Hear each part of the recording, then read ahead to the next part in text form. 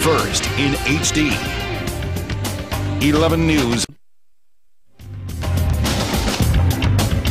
If you are locked out of your home or a car, a locksmith can be a real lifesaver. But what if that locksmith tries to take advantage of you by overcharging, cashing in on your misfortune?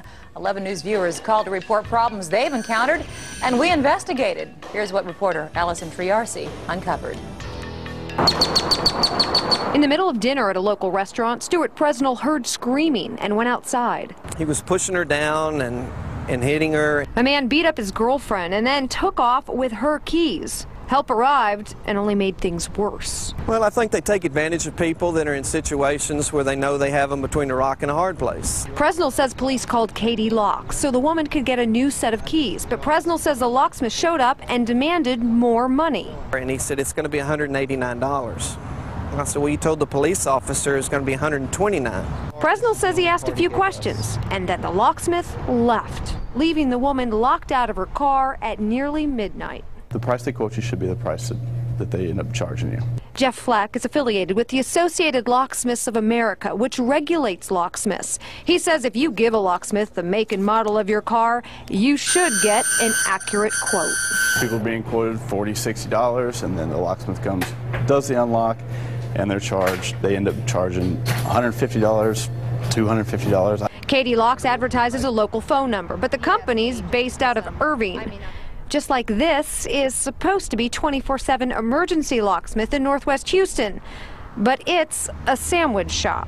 Here's how it works. You look up a local locksmith, for example, Moe's 24-hour locksmith at 55 WA.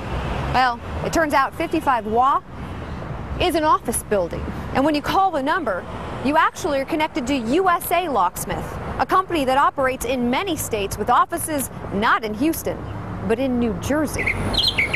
What's supposed to be McGregor 24-hour locksmith in Southeast Houston is Wendy's. When you call the number, thank you for calling USA Locksmith. For emergencies, please press 1. USA Locksmith advertises as 70 different companies just in Houston, like the McFarland brothers on Colon, where we found an out-of-business barbecue joint. The problem is companies like USA often use technicians who don't work at local offices, but simply work out of their cars. Sometimes these locksmiths that come are licensed, oftentimes they're not. That means you don't know who has just made a key to your front door. You see, state law requires locksmiths to carry licenses issued by the Department of Public Safety. You can have a license only if you haven't been convicted of certain misdemeanors or a felony. That means if your locksmith doesn't have a license, a convicted criminal could have your keys. So when you call Mike's Emergency Locksmith and its address is a Chinese restaurant and you hear this, thank you for calling USA Locksmith. It's hard for you to know who's really walking through your door. Allison Triarci, 11.